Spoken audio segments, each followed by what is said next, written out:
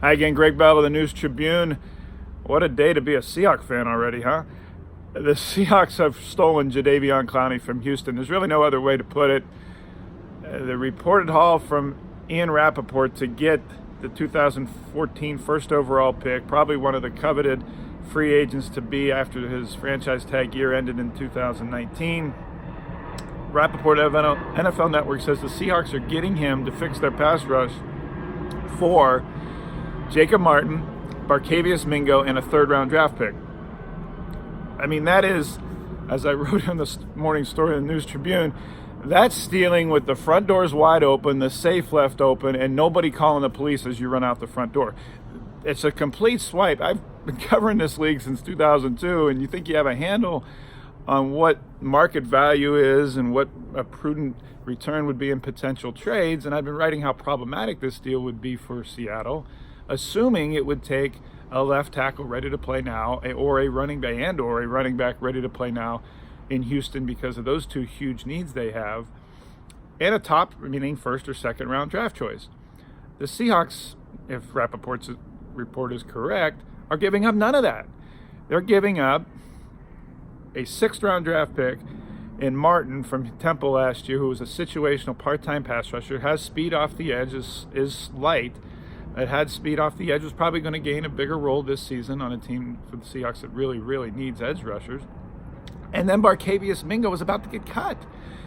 $4.1 million salary cap hit for a guy who had one sack last year. They moved him off the ball linebacker last year to defensive end this summer. And I watched pretty much every one of his snaps in practice, one-on-one pass drills, all of August. And I may have seen him win one. And this was a drill that is set up for defensive players to win. That they don't have to read keys, and whether it's a run or pass, they just put their hand on the ground and try to speed past the offensive lineman one-on-one in front of them. And offensive linemen, both starting and reserve, consistently repelled and beat Barkevious Mingo. In the preseason finale the other night, the very first play of the game, a third-string tight end for the Raiders knocked him 5 yards off the ball and onto his rear end. Later in that, he missed it. We're talking about Mingo, as a right defensive end, lost contain, came too far inside on a 17-yard run right around him. He was going to get cut and be a salary cap hit, yet now he's thrown in as part of a centerpiece to getting Jadeveon Clowney. And then that third-round pick, John Schneider and Pete Carroll have shown that around draft time they can recoup picks and get extra picks. They went from 4 to 11 this past spring, so a mid-round, second-day pick is something they probably think they can go recoup again. And in return, they get a bookend to Ziggy Ansah and a huge upgrade on their pass rush. I mean, look at this front seven now for Seattle.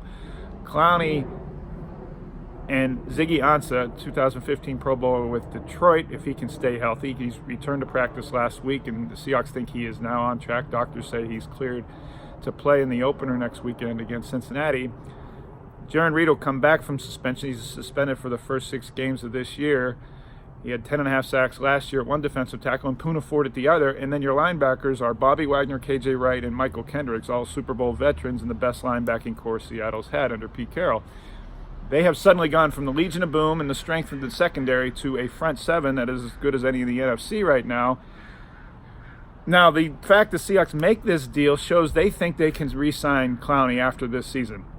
Terms of this franchise tag situation, he was holding out with Houston, did not sign, did not report, but even after being traded, you cannot sign more than the one-year contract beyond until the regular season ends. So he has to play under a 1-year deal, and then only after the end of the regular season in late December is he eligible to sign a multi-year deal.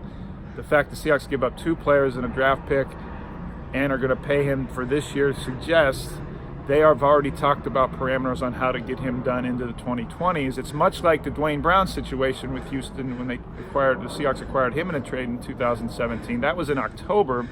Brown was holding out as well, did not report until in the middle of the season with Houston. Played under a 1-year deal after the Seahawks acquired him, basically for a bag of balls. Jeremy Lane and a high-round pick earlier, and then when Lane failed his physical, it became an extra third-round pick and a second-round pick to Houston for a left tackle that is now their cornerstone of their offensive line. So Brown played the end of that year after getting traded to Seattle under a 1-year deal. Then the following summer got a 3-year deal, top of the market for left tackles. and is now their mainstay offensive lineman. So, two things here. The Seahawks think they can re-sign Clowney beyond this year. Most of all, they think they are one piece away from the Super Bowl. But if they had known it was going to be this easy to acquire him, maybe they don't truly believe that, because this wasn't such a huge sacrifice that they're giving up for Clowney, who is known to be a better run defender than Frank Clark, who Seahawks traded, of course, to Kansas City in the spring to create this whole hole on the defensive line and pass rushing.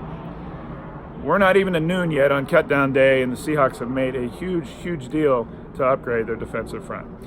My coverage is on thenewstribune.com and all day on Twitter at GBellSeattle. Have a happy Labor Day weekend, but if you're a Seahawks fan, I'm not sure it's going to get happier than this right now.